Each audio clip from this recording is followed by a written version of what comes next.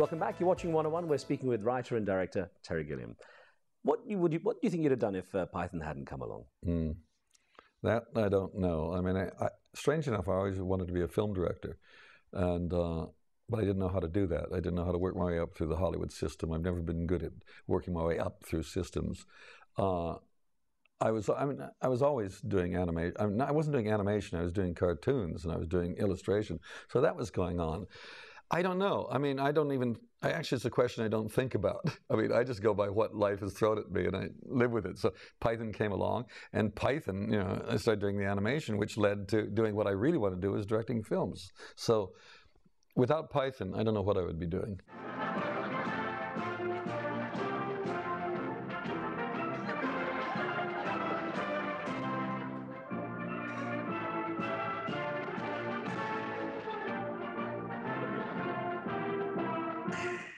You said a very classic look, with the way you did the artwork, and I've seen documentaries on how you'd find, bits of pictures and cut them out and so on. What drew you to that initially? Well, again, I was doing with his producer that was doing the children's show that Mike, Terry, and Eric were doing.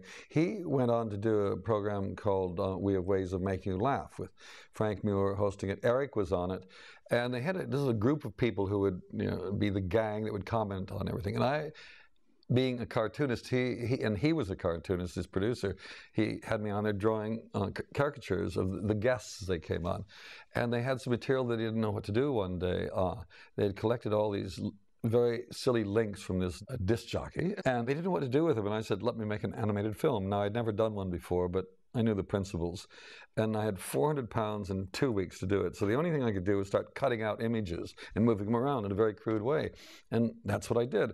And aired it. It went out, millions of people saw it, and overnight I was an animator. So I always learn on the job. I never really train for what I do. I just jump in and then see what happens. How was it being the only non-British member of Monty Python? Because British humour is so unique. I mean, were there any language barriers? Well, they like to think there were language barriers. The more they could make me monosyllabic, the happier they were. And so I spoke in a stupid American way to make them feel more important. I was the token American, but in a strange way, I had the most freedom within the group, because what I did, the animation, was what none of them did. They all wrote and performed. I wrote and animated. So I was absolutely free. Literally, they didn't know what I was doing till the day of the show, and I'd come in with a can of film. That's what it is. And when we were doing, but that's kind of what made Python the way it worked. They would write a sketch, and we had decided very early on to escape the strictures of a normal sketch where you have to be beginning, middle, and end. So because we'd seen so many shows at that point where they'd wait for a punchline. The punchline wasn't as good as what had preceded, so we cut the punchlines off, and they would, as we put the programs together, they'd say, and Gilliam takes over from here and gets us to there. So it was an interesting way of working, because I had a beginning point and an end point. They had nothing to do with one another, and I had to bridge that gap, which allowed me to really dance and go crazy. And your roles in the films were fairly small parts. You didn't tend to do the multiple characters in the same way the others did. Was that conscious? No, they hated me. They thought I was an appalling performer. I was in awe of them. I just thought they were great performers. I just thought they were so good, and so I didn't try to compete. On the other hand, I would come into the studio with my film, have nothing to do, and I'd want to do something. So I started taking over all the parts that nobody else wanted, basically. and it was great fun. And I mean, I do enjoy performing, but I just know I can only handle certain grotesques. And I do that, and I do those reasonably well. Of course, Monty Python is literally set in stone for most people. It's so much part of my culture and character too now. What do you get quoted back at you the most? Because this is the thing I always imagine is, you guys are like legends, and people come to you and they're always quoting something back. So what is it you get most quoted back to you? The times it used to get really interesting was because George Harrison, when we became involved with George with Life of Brian, and George turned out to be the #1 fan. And every time we'd get together, he would start throwing things at us, and we wouldn't recognize what they were. I mean, because it was like we had done that stuff, and we tried to get it out of our heads. So now, of course, you get, John gets stuck with do the funny walk, John, and a dead parrot, all that. They usually come to me, but the only thing they remember from me is Life of Brian with the jailer. We got lumps of it round the back. So I hear that. You've made some remarkable films. Really interesting movies, and you've also been plagued with a lot of bad luck. And of course, it almost became legendary. The man who killed Don Quixote was became a documentary of what went wrong. But take me through that. What was it? I mean, what was the issue that really plagued it so much? Well, it's very funny because this plague of bad luck. Actually, I've been plagued by good luck most of the time, but I just had the unfortune of having a documentary crew there when the bad luck struck. There wasn't any one thing. I mean, we had several things that happened. Jean Rochefort, who was playing Don Quixote, literally about a week before we started shooting, became very ill, which became progressively worse in the 5 days that we actually shot. So he was actually unable to sit on a horse at a certain point. Also, we had chosen this location that, okay, we knew it was used for NATO bombing exercises, but we were told they only do this 15 minutes a day. And of course, we get there, and the jets, I don't know, I think they just felt, there's Johnny Depp down there. Let's just keep seeing what Johnny Depp looks like. So, and the F-16s were coming through every 10 minutes, it seemed to me. And then, you know, this was holding us up. And finally, the heavens opened up, and God truly punished us with the deluge. And the entire set, everything, the equipment was all washed away. And at that point, I said, it's over. The funniest thing about the whole experience was, though, on the day we knew it was over, and the first assistant director says, we're not going to call the crew. They said, no, we've got to call the crew, because these investors from Germany, these dentists, it was a whole, like 60 dentists who had put money into the film, and they had come down to Spain for a big conference, and they were coming that day to see us work. And I had to do this performance all day long of pretending to be making the film. I mean, Johnny would be shooting scenes. We'd shot, in fact, some of the best work we did was that day. And in groups of sort of 6, they would come to watch Johnny work. And I had to have lunch with him and say everything is wonderful, be photographed with him, knowing full well it was all over. It had finished the day before. This film is in complete disarray. We've got costumes and sets, but no actors. I've got an actor. I have an actor. Roll camera! The horse about to move. Come on, horse. Come on, horsey. Cut! A very strange weather today. There's a large bunch of lightning about to hit us. Everything that can go wrong goes wrong. Yes!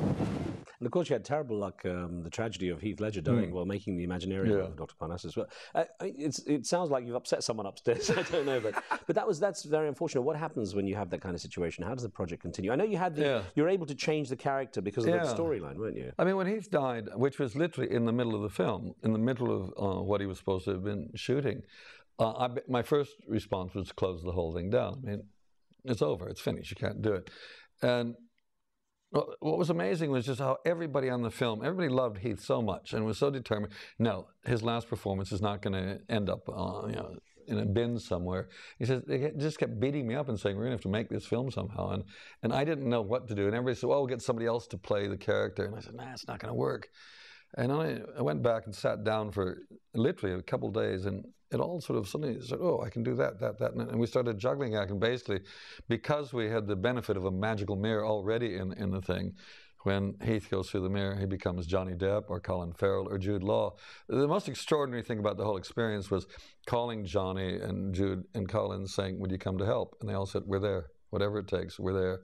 And they did. And that's how we've got this, I think, probably even more extraordinary film than it was going to be. What have been the highlights in your life, Terry? What do you see as the main highlights? Oh, I don't know. I think getting involved with Python was definitely one. I mean, there's several. I mean, I think working for Help magazine for Harvey, my hero, then working part of Python, and then getting to make movies.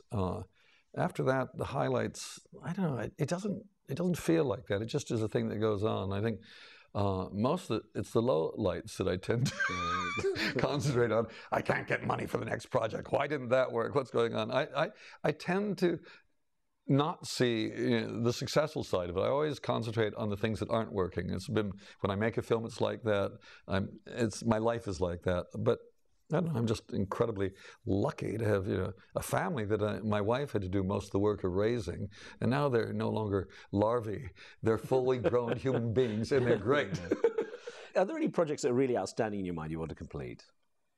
There's several that sit in the drawers. I mean, there's Don Quixote, of course, which we've now got the script back, and we're now starting to rewrite, and hopefully that will be this year's project. There's a thing I wrote right after Fisher King called The Defective Detective, which is languished in a drawer there. And there's another one called Good Omens, based on a book that Terry Pratchett and Neil Gaiman wrote. And they sit there waiting for somebody to get excited. They're all, unfortunately, expensive projects. And everything depends on what my last film did.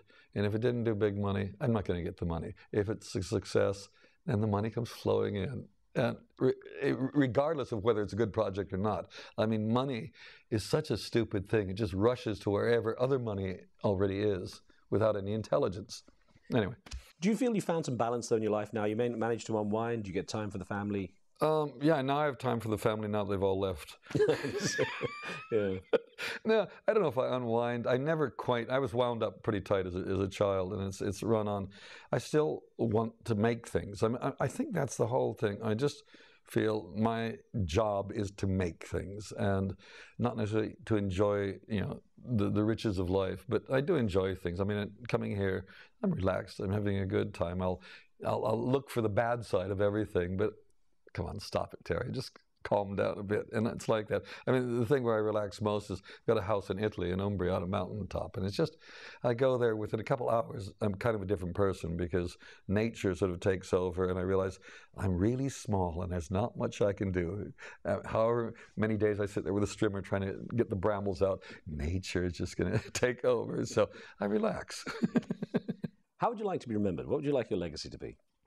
I made a few people laugh. I made a few people think. Made a couple people unhappy. I think that's good. There's a few people I want to punish. That's part of the whole thing. Terry, thank you very much. Thank you. Cheers. Thank you. Cheers.